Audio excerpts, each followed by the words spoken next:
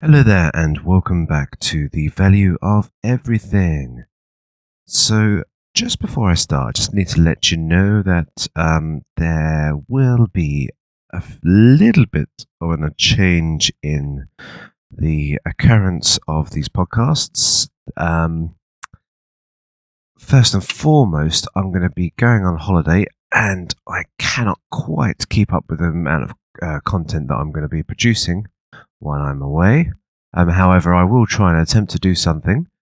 Also, I'm just going to be changing my working circumstances a tiny bit, and that may just have to a little bit of blending around in terms of how I'll be able to produce these podcasts, but I hope that I may be able to switch a few things. I might be able to deliver you slightly less podcasts, but a little bit more in terms of content and quality and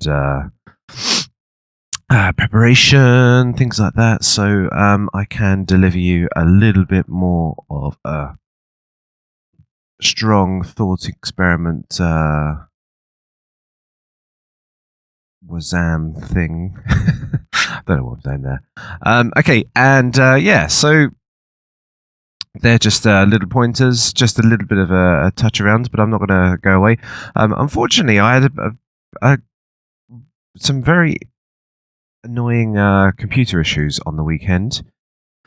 I was using the evaluation version of Windows, and I should have obviously recognized the fact that it was just purely an evaluation thing and read, and I should have read all the small print, but I didn't.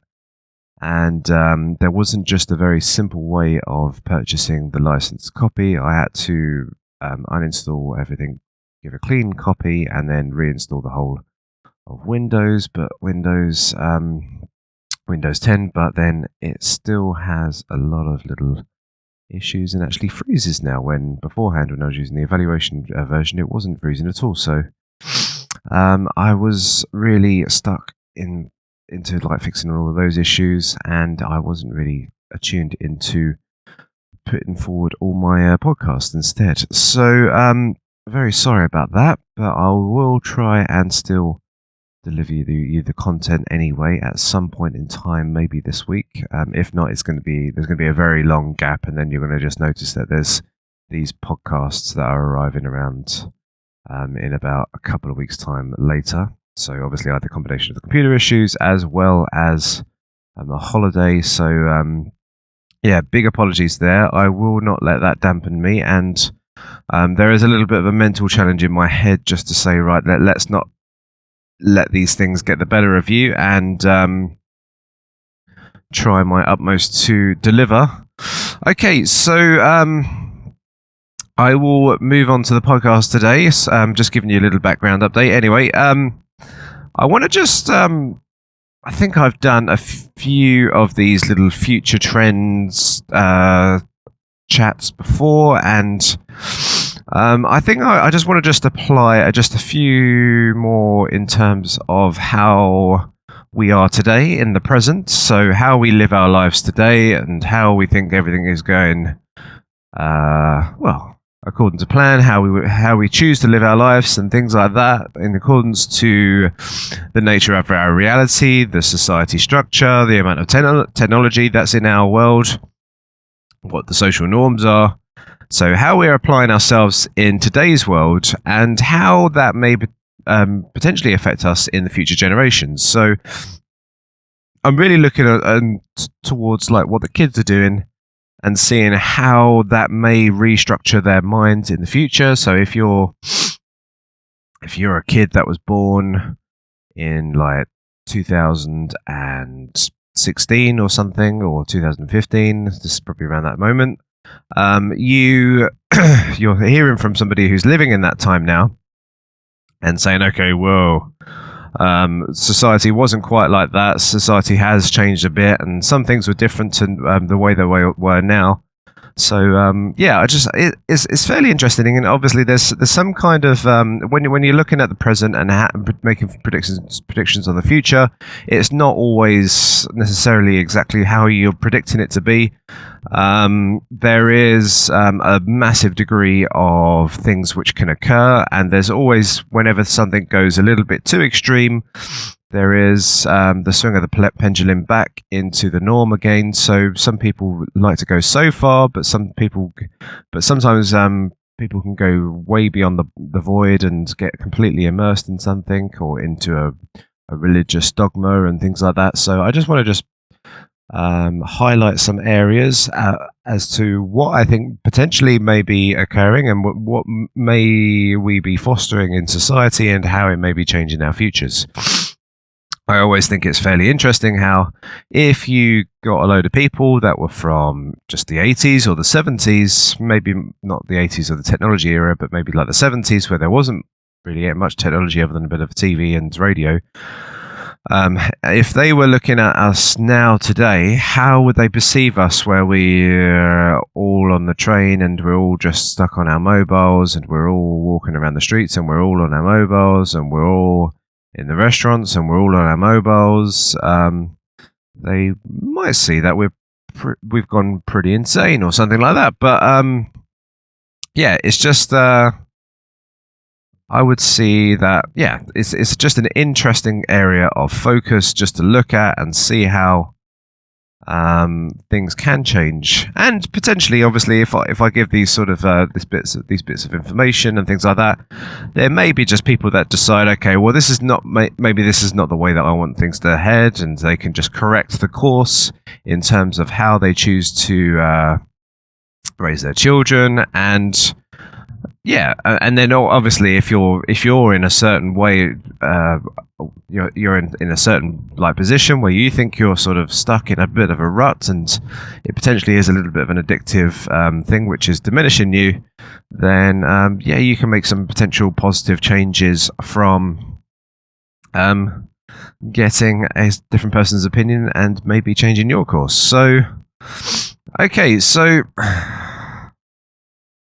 let me just mention just a few things about society. I'm just going to go into like the easy part of what I'm doing, of like podcasts and things like that. So I deliver a non-visual podcast, so it's just in the mind.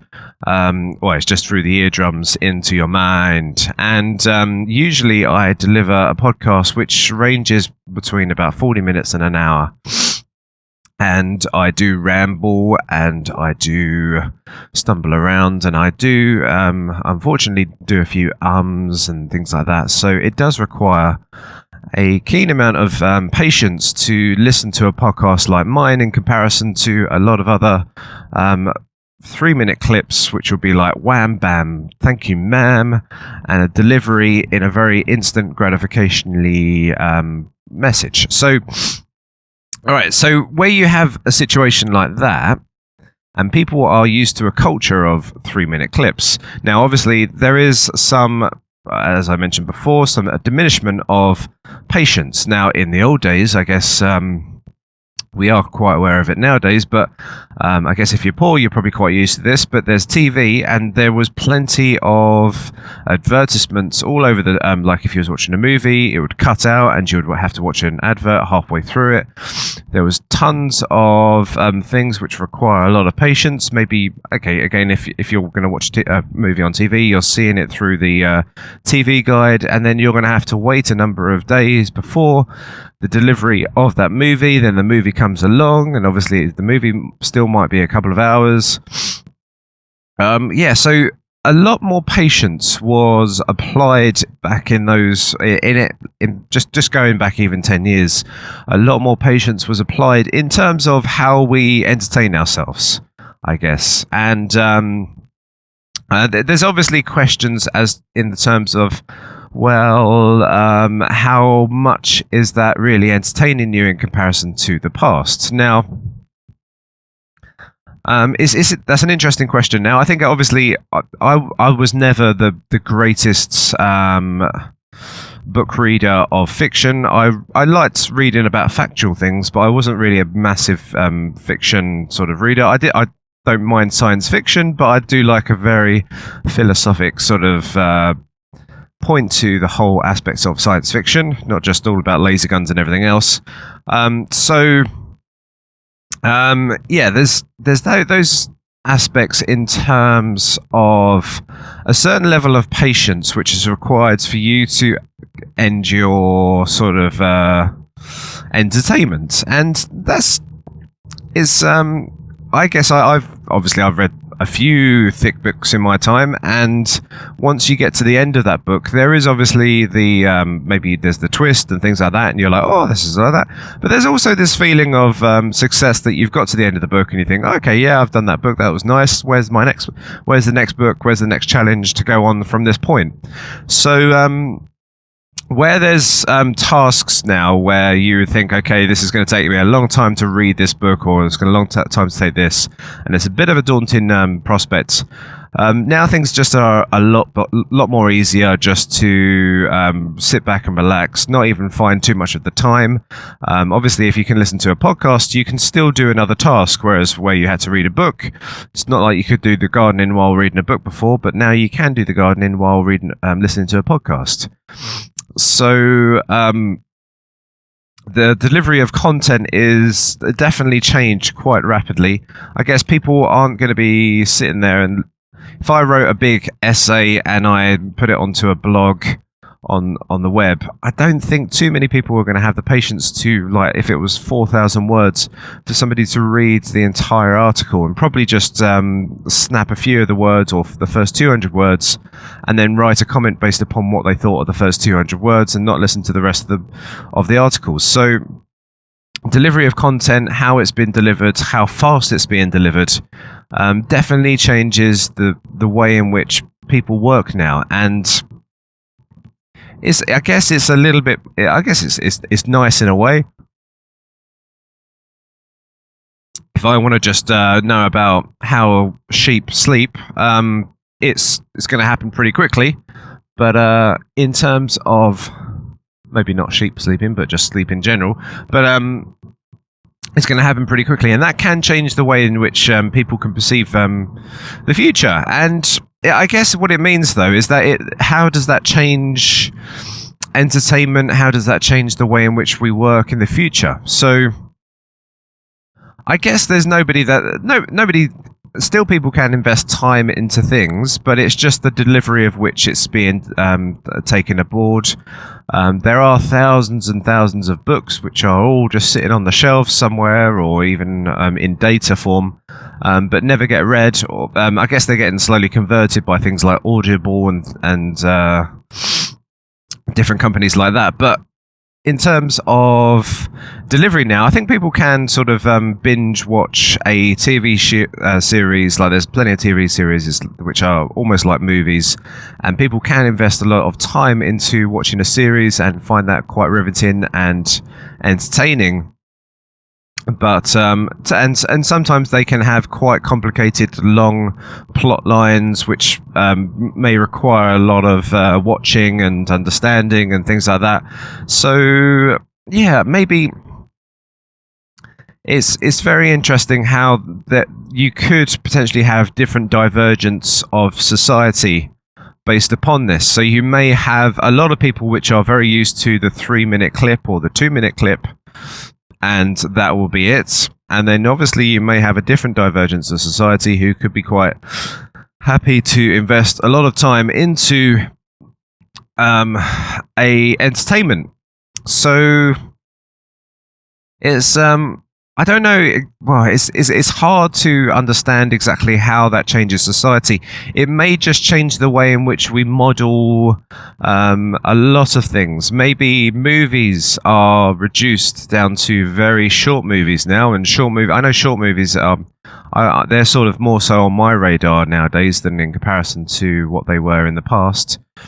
So maybe there may be a little bit more of a prevalence of short movies. There may be a little bit more of a prevalence of delivering tons of content in a very short space of time. There may be less about the build of characters and more so in about the just how you can give somebody a very quick story. But I guess there is certain things that are missing in society when that happens. and there potentially is different cultural throwbacks which can occur when there is a vacuum. Now, obviously, like if you think about the comedy scene has absolutely blown up into a massive cash-making vehicle. Well, particularly for the high-quality comedians out there. And it's interesting how they've become very popular. Their podcasts have become very popular. And I guess there is just this element that there is truth and there is honesty, which is deriving from the way that they talk, which doesn't necessarily happen too much in today's day and age. So there is a vacuum, there is a scarcity of that kind of resource. For somebody just telling about their lives and being as open and honest as possible. And obviously just telling it in a very story-like way. Maybe, obviously, I know some comedians have to do very short sets, but you can have very long sets as well. And they're obviously being fairly good storytellers. And obviously, one of the charms of, I guess, the old tribal days is that for entertainment, everybody would sit around the fire and tell each other stories rather than sitting all around and watching a TV show. So they were the movie producers of the past, and obviously that little area hasn't really happened too much. No, I don't think. I know my father, interestingly, would tell me stories that he would just make up on the spot. When I was a kid, I guess he wasn't the greatest reader of all times, so he decided just to create and invent stories while I would lay there. But I guess that I was fairly entertained with all those stories in the past. I think they're all about like kings and dragon slaying and things like that. But it was fairly it's an interesting thing to see in that perspective, how storytellers and people who are very honest are becoming more and more prevalent in society and are there is obviously an element of rarity in society and friendships and things like that in terms of how we are open in society. Obviously everyone is getting a little bit more interwoven into our mobiles and how we communicate on like Facebook and things like that. And there's a rarity of somebody being able to be brave and standing up and being open and honest and sharing their thoughts and ideas that really puts them under a lot of stress and strain, but obviously does have this ability to connect on a very deep level with their audience. So, I guess with this advent of technology, we do find that these kind of people are becoming more prevalent nowadays, and maybe we may find that more successful people in the future are going to be these people that do wear their heart on their sleeves. They are very open, they're very honest, they're not going to dive into their mobile as much, but are going to look you in the eye and tell you a story about their lives which is very honest, and they don't hold back. So so that's just one of the things. I think there's going to be this little bit of a tussle between one side and the other. There's going to be like when you got these kids now, they're into cyberbullying and things like that rather than the physical bullying anymore. So it's interesting how there's these two little factions where you're creating this counterculture thing from this everyone being on this social platform now. There's a counterculture which is being created by comedy and openness and honesty. And obviously there's a few other things why I guess comedy is becoming very prevalent as well. And I guess that's the political correctness of society, how people are just really not going to any kind of places which could put them into a bit of a hotspot for employment reasons, all these kind of things, because of the political correctiveness of these areas. So it's really up to people like comedians or very brazened like politicians very rarely, or it's a very just sort of very rare sort of circumstances where you can have somebody just standing up and talking about a subject like racism, like poverty, things like that, which is very difficult. And it is, well, if you just toe the general line, but if you want to be critical in any way, shape, or form of a very political correct subject, it's increasingly harder and harder, and there is a lot of victimization in society. People think people are obviously there's the victimhood sort of appeal a lot in society, and there's trolling, and there's people who ever start to like point a finger at anybody. There's obviously a thousand trolls who can jump upon that situation. So people who stand up and are obviously and are honest and can wear their heart on their sleeves and maybe just apply a little bit of critical thinking are becoming increasingly popular in a world which is very PC, and in a world which is getting a little bit more insular, a little less outwardly socially skilled, maybe very technologically socially skilled. But yeah, there's all these little areas which are changing the way in which we are dealing with society. And they are modeling the way that we are perceiving the world. And you're going to see like a lot more celebrity, which is going to be generated by people that are speaking the truth, than in comparison to the people who are being a manufactured product of the society structure that they live in, and the way in which they sort of just avoid the tough questions and what's the word? Yeah, just appeal to the mass audience. No, I guess as we are getting a little bit more sliced and diced, we're getting very divergent in the terms of what we like. You may be getting more into the alternative media. You may like certain things, like, I don't know. So I like board games. That's actually true. I do like board games. You're getting a little bit more sort of into your little strange little cultures or cults, and people really want to have that sort of person who can stand up, tell the truth.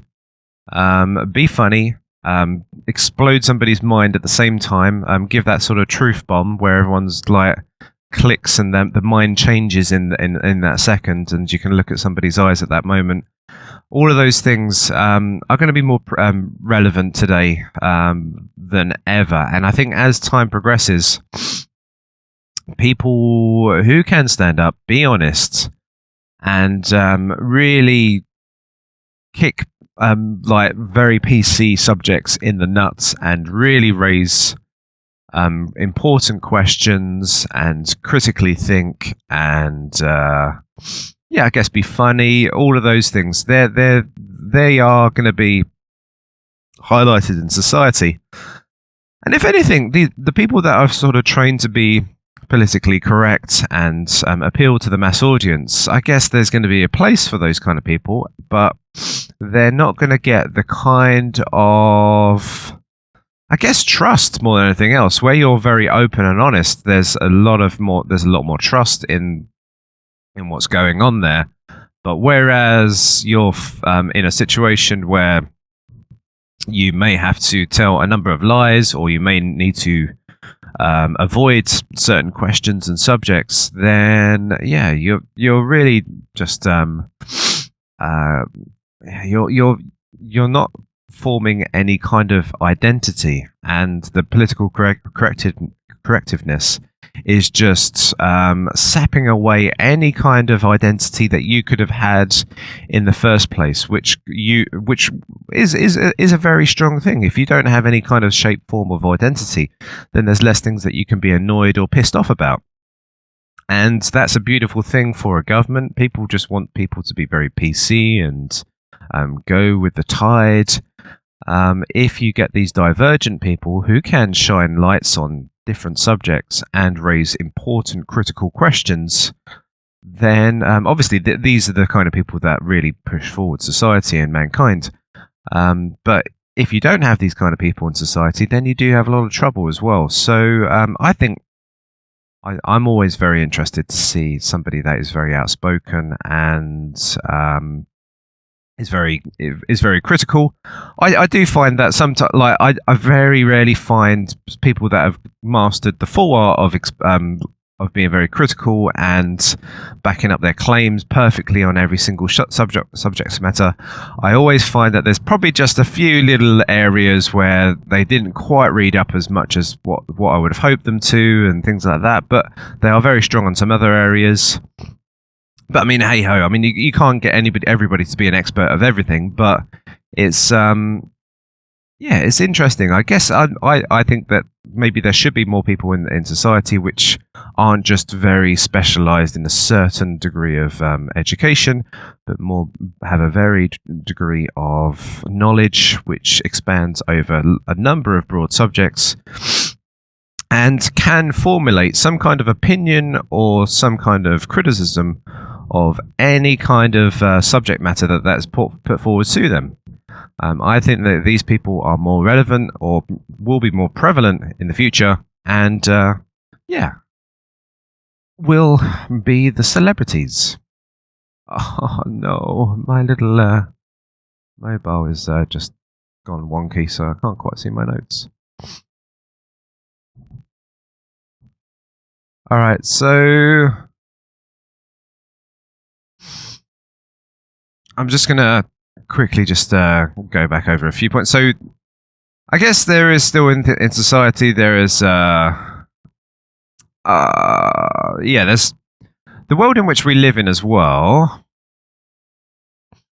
We're going to have obviously a lot of changes in terms of our economics and how economics. I think economics is a very important factor, and everyone seems to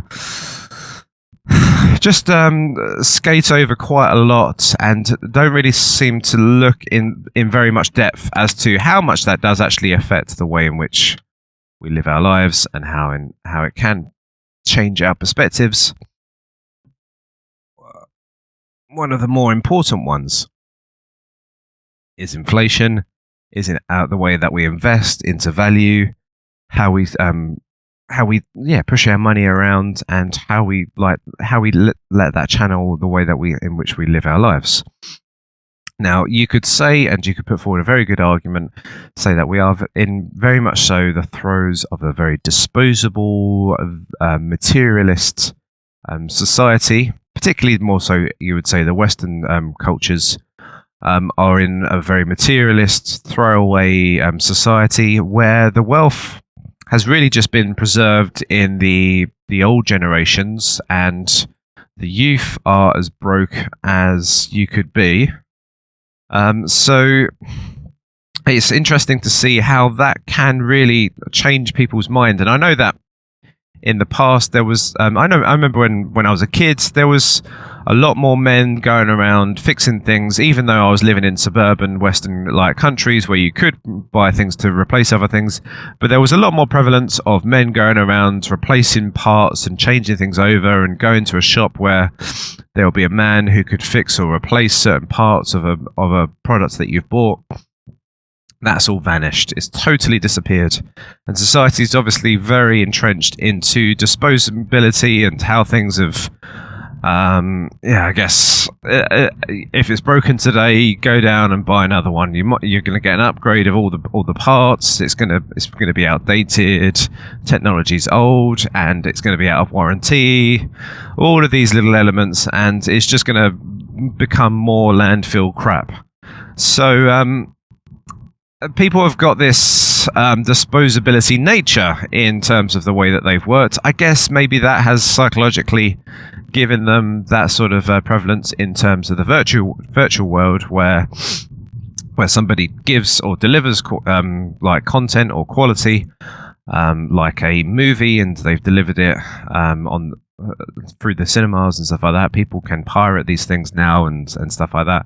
So there is a massive load of I guess, yeah. There's everyone thinks that things aren't quite as valuable as what they used to be. I guess there is still luxury products out there, but in general, everything has got a very disposable nature to it.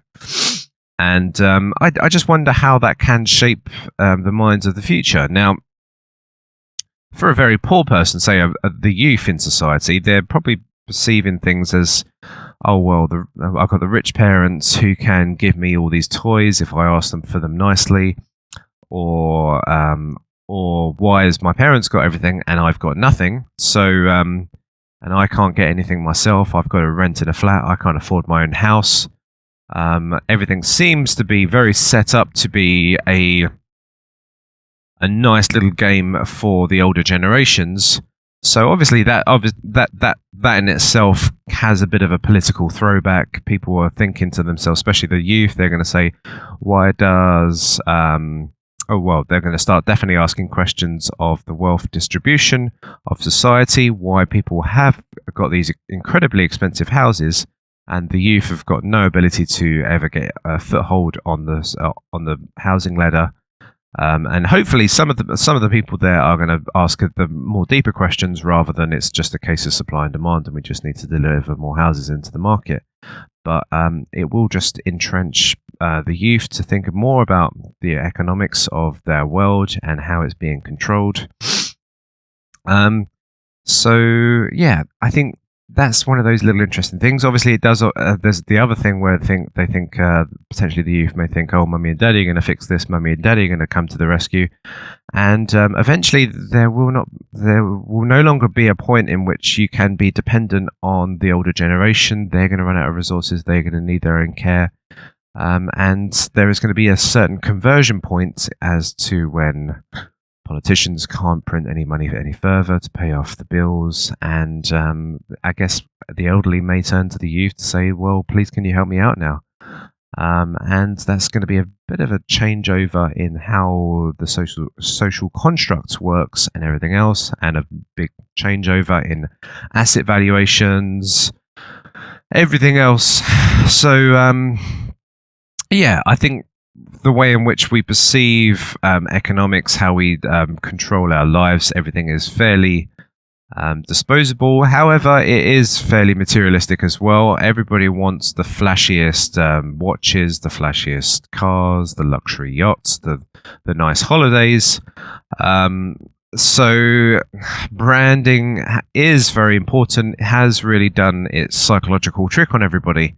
But at the same time, there's this sort of overthrown nature as to which everything is a product which can only be used for a certain season, and then it's outdated, and you need to replace it for another product. And I guess, yeah, so you've got two areas here as well. I just want to mention, obviously, if you've got the very branded, expensive product, you would expect that there's some kind of durability to that product as well. So there is an understanding of where you buy a luxury product, obviously it holds value for the long term.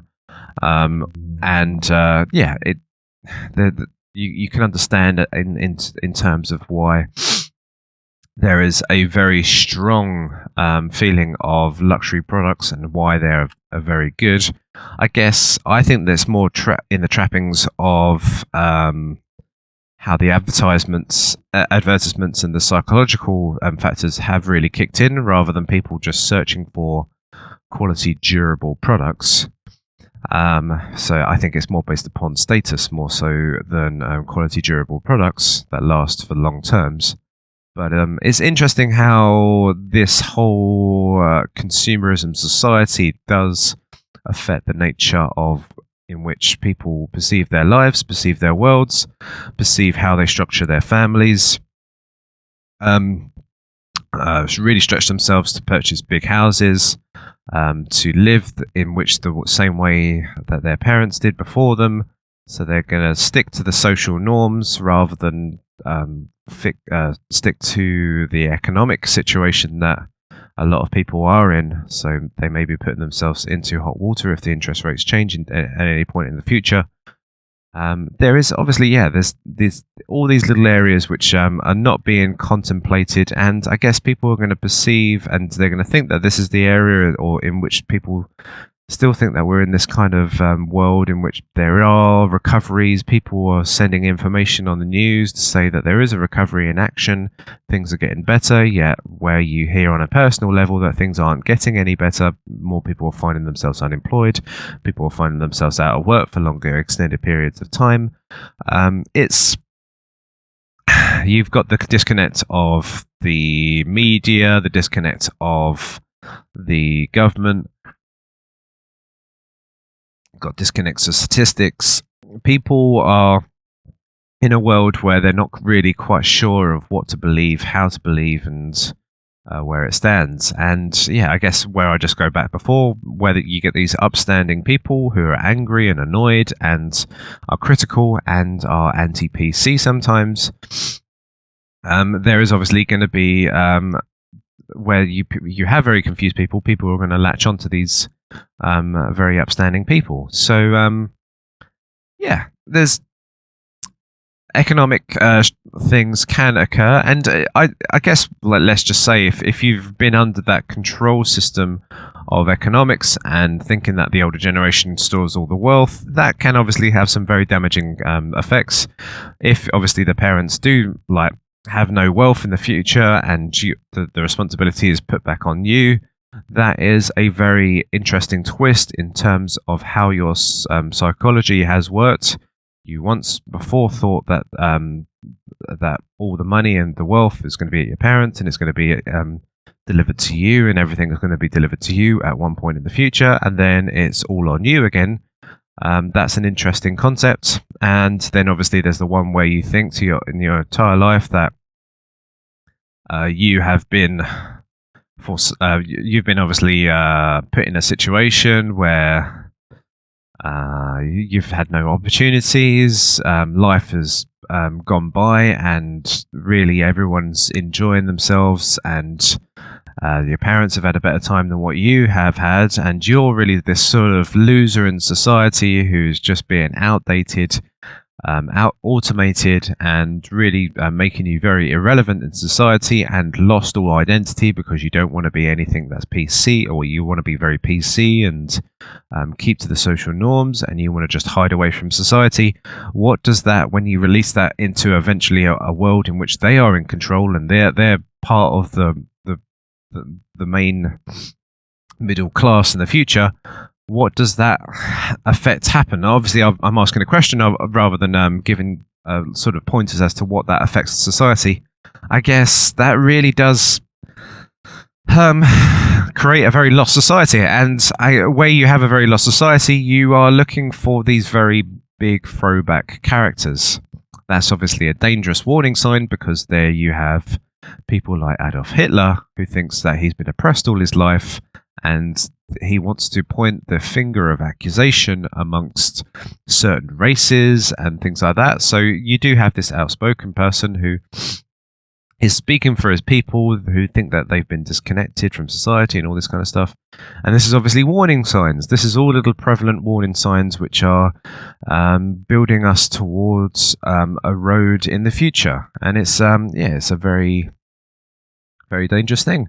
I guess people could start to perceive in the future, if there is, I predict that there will be some kind of asset devaluation in the future, is that they would start to perceive that big investments are not clever. And hopefully they start to see that where you create things which raise living standards, where I build a factory which produces robots which can put away all your washing and ironing and everything else, and you've got more time to do more work and other things and produce other machinery that can do other things into our society and improve and improve and improve from that point, then they are the best investments in comparison to the investments where you just got a company which is buying back its own shares, or you've got a investment vehicle, which means that you're getting more and more margin to purchase more and more houses with more and more credit, and then you've got all these other investors that are purchasing up all your houses on top of it, and the only way that all these people are making profit is that there's more and more debt that's released into the market. So you're not really producing anything which is raising the living standards, but is only diminishing things. So and putting more of a debt burden on a lot of systems and setting up more things for failure in the future. So big investments, I guess, will be perceived as not very clever.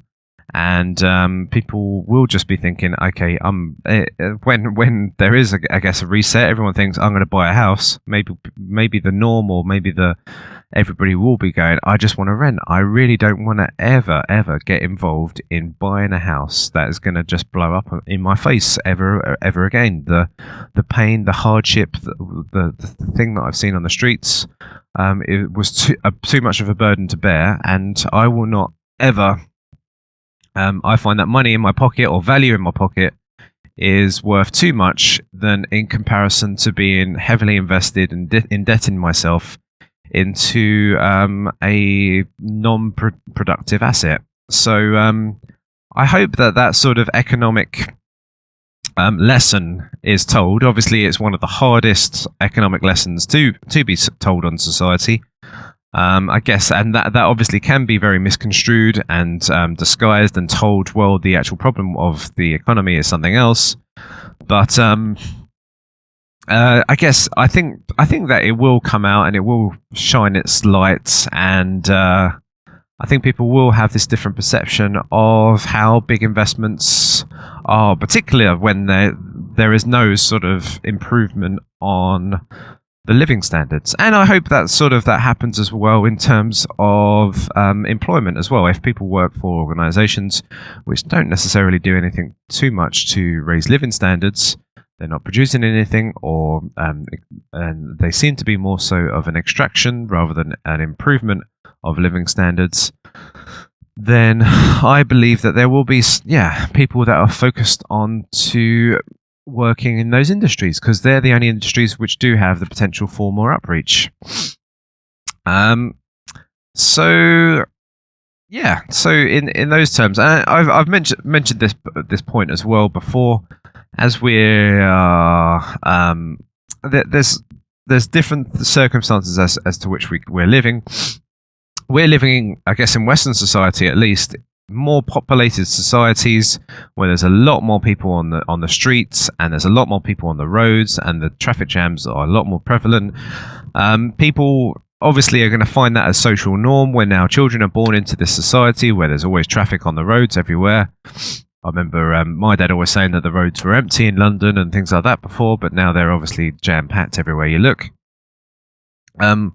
You're finding yourself a situation where people are used to a society which is very packed, very in a very confined space, and it's perceived as the norm. So we're like the little battery chickens, but I guess less of a land value is probably going to this massive block of land is probably going to be less prevalent nowadays. Particularly where you could, I'm just going to point at a few technologies which potentially could change things. Say if you could put a virtual reality headset on, and there is running machines which can go in 360 directions, then you obviously can change the environment in a very small space, like a holodeck in Star Trek, to be anywhere you want to be. You can be on a mountaintop, you can be in a massive field, you can be in this gigantic house. If you put this virtual reality TV set on and you put it in 4K definition, you can hack a way to believe that you live in a mansion. And you can hack anything that you really want to really believe. You can probably hack that you live it like Hugh Hefner with all the bunny girls around you and things like that. But all you need is a very tiny living space to install this equipment, and hey presto, you're away. So this perceivement of you need this fairly decent sized house with the three bedroom and the white picket fence and all this kind of stuff. I guess with the technology that's just coming around the corner, in terms of immersing yourself, is going to rapidly change things. Also, in terms of the shared society that we're potentially moving ourselves towards, with Uber, where we share. People have got like the car which they can use to drive people around on the weekend, or where they've got their apartment which they can rent out on the weekend to other people. There is more of this prevalence of a shared society which is occurring, where people don't necessarily, well, potentially people own assets, but then they transfer it on a load of multiple ways, and in which they can go from one place to another. So we're going to have a society where people being fixed into one place, fixed into this massive block of land where they have to maintain it and all this kind of stuff, is going to be more diminished. And I would say that there is going to be definite trend markers. I know obviously everybody would like a large house and stuff like that, but I'm just saying that there's certain technologies, certain shared societies, things like that. Really, if you're a hard worker and you're working in the city and you need to be speaking to people on a face-to-face level, you're going to want to just get back home and hit your bed. You're not going to be bothered about living in a massive house. So maybe you really require having this this very small apartment in the city, which you can just live in for 5 days a week during the working hours, and then on the weekend you've got this gigantic place that you commute out to, which is has got this large like house and land and pool and things like that where you can relax in, but you obviously can change and choose and swap any kind of place that you want to live in on the weekend, and everybody else can swap around with you. People who lived in those places all week long, they can now move into the city and enjoy the nightlife of the city. Everyone is transferring to everywhere, and the prevalence of being stuck in one place where you're transfixed in this suburban town is going to be less prevalent. The little suburban town with the white picket fence is probably going to be a little bit smashed apart by the advent of technology and shared goods. So obviously, I'm making a very broad attack here. There's going to be people that do prefer these things. Obviously, it is the norm. Everyone would rather have the big house with the white picket fence at the moment, but I'm just trying to have a little bit of a tap at it at the moment, just to say that there's technologies and shared value mechanisms which are going to change the way in which we perceive value of these items. And obviously, if you want to go really cheap, you can just live in a very short, very small, tiny little room where you've just got the holodeck and you've got just about the places where you can go to the toilet and you can get food, but you could obviously just order food to your room as well and things like that. So you really could live in a very, very tiny living space, but still have physical exercise, the perceivement of having wealth and beauty and everything else at your fingertips. So just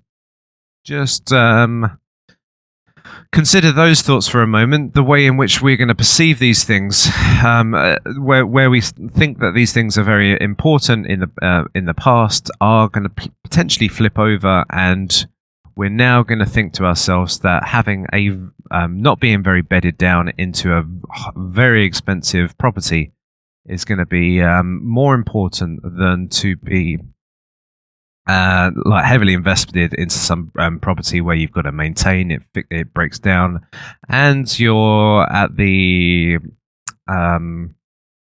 you're obviously in the situation of being in the hands of the debt markets. Obviously, the government is trying to control the debt markets at the moment, but eventually, the free market forces will control and prevail, and really try to reset and correctly discover how much debt is worth. Particularly if you're trying to trash your currency at the same time. So, I think that's going to be an interesting perspective which could change our society. If we are always sharing our products and our goods, that's going to be interesting as well. So if I buy a product and I'm going to own that product and it's going to be prescribed to me, I could perceive myself as saying, okay, well, I can reduce the cost of owning this product if I rent it out to other people. Obviously, I might have other people using it and they might damage it and things like that. But I could now own this product and it'll be a lot more cheaper. And potentially I could even profit from owning this product as well. So this could channel our minds to be more so in the realm of buying a product which lasts, is durable, and is relevant for a long fixed term, I guess. So if I'm buying products that I'm going to rent out, I want hard-wearing, durable products which obviously can resell. So I guess people's products are going to be a little bit less specialized, and a little bit more mass marketed and more durable and a little bit more like this. I guess this is more, it sounds like products are becoming more communist. So they're going to become more durable, a bit more, one machine is used for everybody, less, you can replace all the parts, there's less disposability. There's all these little areas and these little factors, which, is going to be fairly interesting how we change the way in which we use products based upon a shared society where we're not really owning this thing and we're just storing away and keeping it in our garage forevermore, but we're literally just thinking, okay, we can put this online. You could say eBay, put this item on shared.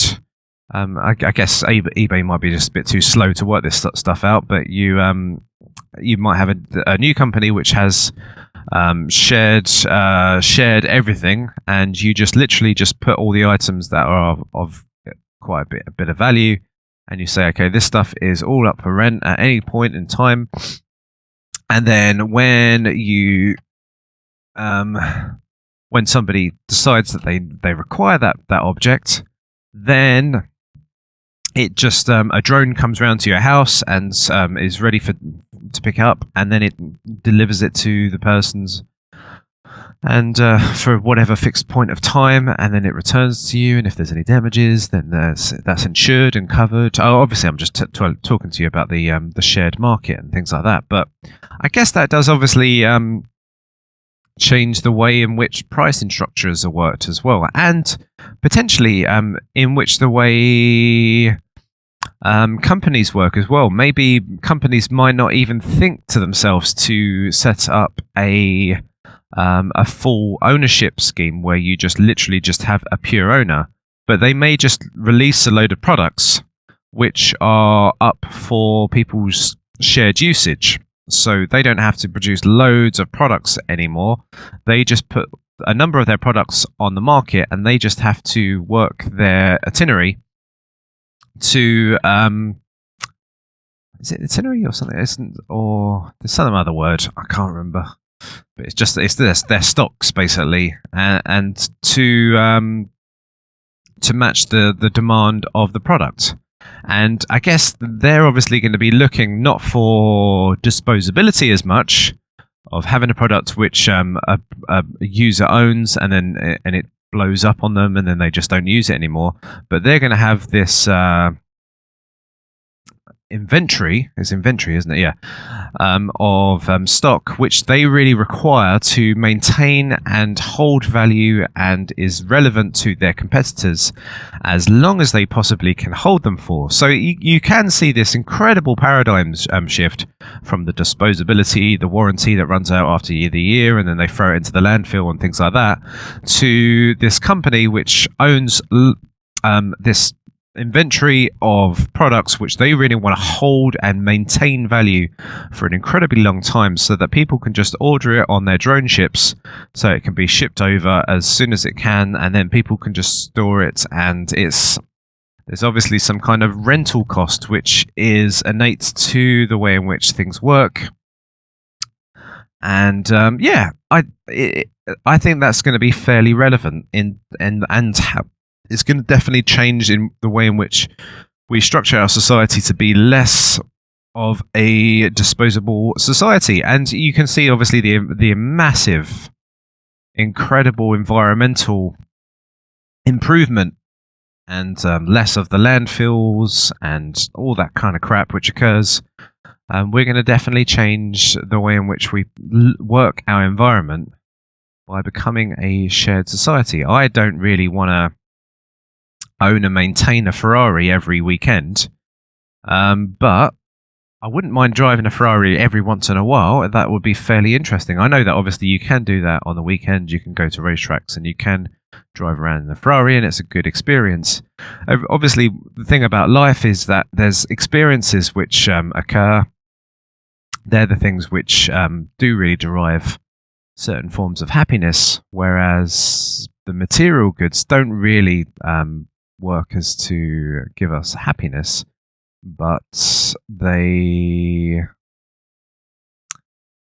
Sorry, there's just a little bit of traffic. They end up owning us. We have to maintain them. There's all these kind of irritable things, and obviously where there's profit motive and people want to have a product which lasts within the warranty, and then when the warranty expires, then that goes down, and all these kind of little crappy things which occur. You're going to change the face in which people buy these products and everything else. I guess you could potentially have a department store, a department like some kind of store of all products which can be delivered at time. Don't worry, I'm really going off the trail here, and I'm just going into the world of how shops and societies can change, because I'm not really making any points as to how what we are doing right now and how things are going to be changing in the future. But I would just say that is a very interesting technology which can absolutely kick the nuts of consumerism very hard, and give ourselves a definite thing. I mean, I've always been, in my personal life, I love buying used products. Very high quality used products. I think that I can derive the best amount of value from those things, because usually if they're produced at they're used with high quality durable materials, then they will still last as long as they possibly can. When something is used, obviously it has taken a massive knock in its value, because people don't like used things. They think there's bacteria or whatever. It's been used and it might be slightly broken. So there is a definite massive perceivement, or there's massive value in terms of using used products, and there is an incredible environmental factor which can occur from this. So I guess if you do have that reality that occurs in environmentalism, and you see that happening before your eyes, people might start perceiving things that capitalism and the transfer of value and creating immense amount of value for everybody is actually environmentally friendly, which is very interesting, because everyone thinks that capitalism is some kind of churning over of products and the destruction of resources and everything else, and destruction of our environment. But I guess that could switch over the way in which we perceive capitalism itself as being more so of an environmentally friendly way of dealing with things, particularly obviously when there isn't centralized power. Obviously, where you have capitalism with non-centralized power, you do create these marketplaces of shared resources and improvement of society in general, whereas if you have centralized power where you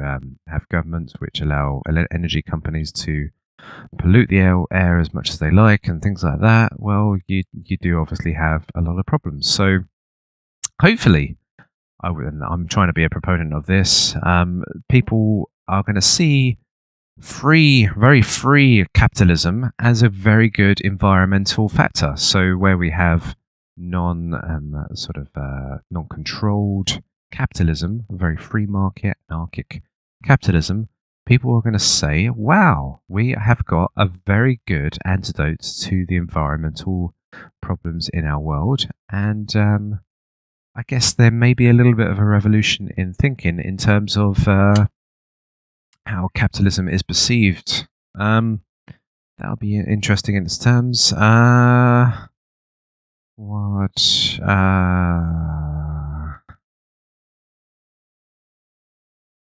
mentioned just some other things just quickly. I'll just go cover them. So I think in today's day and age, obviously in the past, people were very sort of passionate and attached to their countries. They would go to war and sacrifice their children for them and things like that. Whereas nowadays, I guess people are probably perceiving countries as a little bit detached from themselves. I know that obviously I don't see myself as a government or anything like that in those terms. So people are seeing and perceiving like a government as not really part of them anymore. And sometimes they're seeing them as antagonists. So obviously you do have terrorism and you have government. And I guess you could almost start depicting them as you are just a person who's living in this world, and you have this entity called the government who is like this controlling, ruling force. And then you have this terrorism who are this uprising sort of sect of this culture, which hopefully is non-violent, but obviously you can have, a terrorist in itself is going to probably be using arms, so they're going to be violent. So there's one form of violence where the government, the ruling force who is extracting the wealth, can bomb the terrorists, and then the terrorists uprise, they get pissed off, they get wound up, and then they come over and then they blow and bomb randomly. So there is going to be, I guess, I'm this way of thinking. I'm thinking, I don't really want to be part of either of you two. I really just want to be detached from you, and I want to be living in my own society with good people. But you're going to see that these are just these weird little factions of this history of nature and humanity. So you've got this old relic of government and ownership and ruling rights, and then obviously you've got this old faction of terrorism, maybe very religious dogma and all this kind of stuff, but maybe some very relevant things where there has been massive atrocities which have occurred in their lives, but there's this continuous throwback and this endless money pool which is being poured into this situation. And people are just going to see that this is not anything to do with my life. So I really don't want my government to go over and start bombing places. And neither do I really want to be bombed from terrorists either. But I'm just this little pawn that's walking around in this entire situation. I don't want to bear arms. I don't want to pick fights with anybody. I just really want to get on with my own life. And I guess there is this sort of irrelevancy that's just being perceived in this world as to why on earth people are picking up their arms and blowing each other up. And I guess that's going to be probably more of a dominating feature in the future, unless there is more atrocities which are occurring on the people. So I think that the way in which people think are going to be more so inclined to be that way. But it's interesting how obviously you've got alternative media which are putting out this perspective. They're obviously the tinfoil head people, but I think that is really great, gaining some kind of root in society. And it does grow inside of the youth as well, particularly where they're very disenchanted with society in itself anyway, in terms of their economic limitations itself. So where they're seeing these entities which are fighting and are controlling and are blowing each other up, they're just going to, I would hope that there's some kind of disconnect, some light thinking of, why do we have this? Some big questions, some askings, and I would hope that the forces of nature will diminish over time in a very.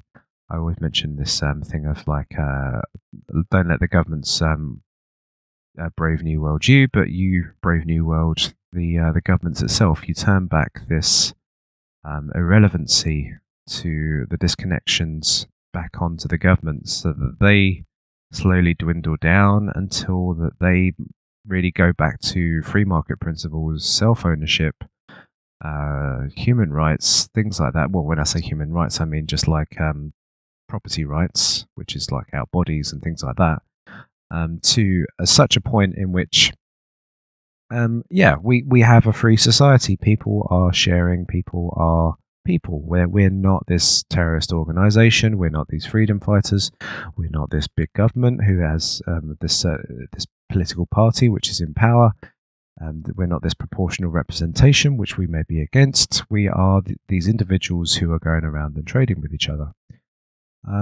So that's really I think that's just a nice little ending point. I did make some. I'll just throw in a quick one. I just think, obviously, we've had brain drains in societies and in towns. The rich have flocked like a flock of birds, and they go from one super city to one other super city. Wherever the money is being generated, they all just jump into this point.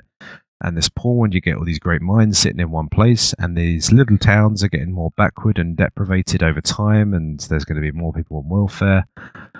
So migration of the brains is going to be an interesting factor to consider in the future, and obviously that's always happened over time, but it's more relevant to today, and when economies go bad and where people are requesting for their debts back, and these very rich people have overstretched themselves, they are going to migrate like never before. They'll find a way of getting themselves on the moon, whatever they're trying to do to avoid their debts. So this migration factor would be very interesting to perceive in the future, whereas somebody who's stuck in their little old town that they can't get out of is going to be, it's going to be more and more isolating for them, as it is for these rich to be flying around in their first class airlines and things like that to transfer from one nice tax-free environment to another. So just that was just one other little pointer I wanted to make. I don't think there was that's really that as putting as the point I made before, but I think that's a few little ideas. Sorry, I went into a bit of a tangent there as to technology too much, rather than making relevant points as to which the world in which we are living in today have exit in the future. But I think that gives us a few ideas, and I'm not claiming that this is definite, but there is I would say a fairly decent amount of correlation which would be occurring here. But for every strong movement in one direction, there will be a counterculture, there will be a counter movement. So it's very hard to work out the tunings to which these things are going to move, but they're going to be very relevant, and it's going to be interesting how they twist and turn in the future of our society. So thank you very much for your time, as always, and I will be in touch for more. Goodbye.